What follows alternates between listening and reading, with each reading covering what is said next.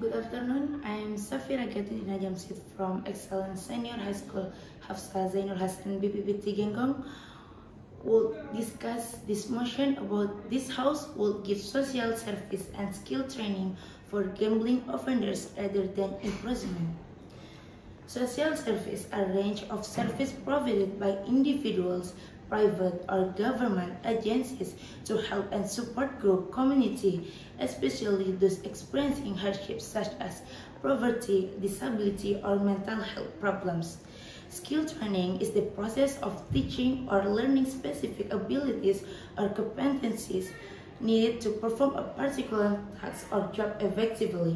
The gambling offenders are a person who bets money or something of value in the hope of getting a profit based on the element of change.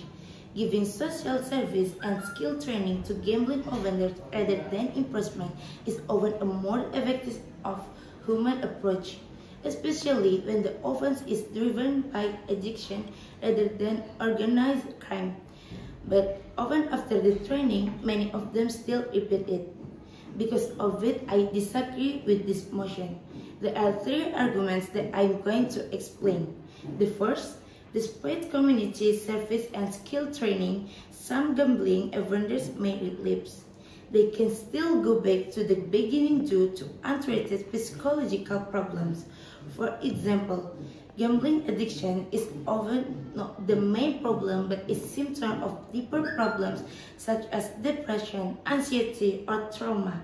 If only skill training is given without therapy or counseling, then the root of the problem has not been addressed and gambling becomes an escape again.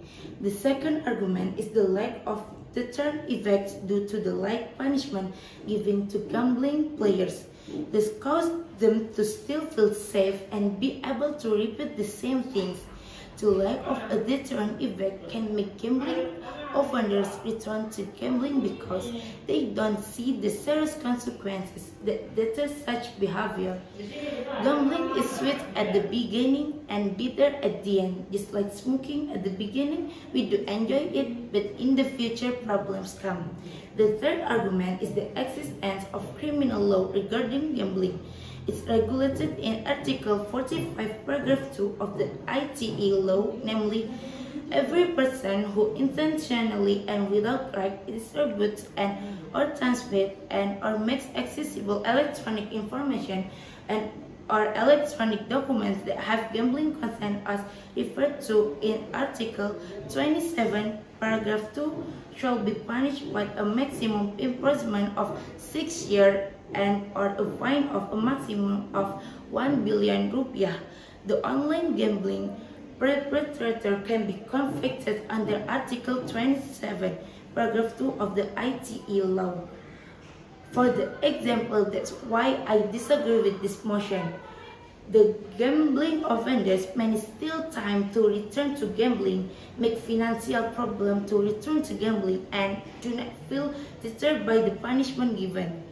And for the conclusion of the above arguments and some existing example, I strongly recommend that gambling offenders be imprisoned rather than given community service and skill improvement to create a deterrent effect on every gambling player and reduce the number of gambling players in Indonesia.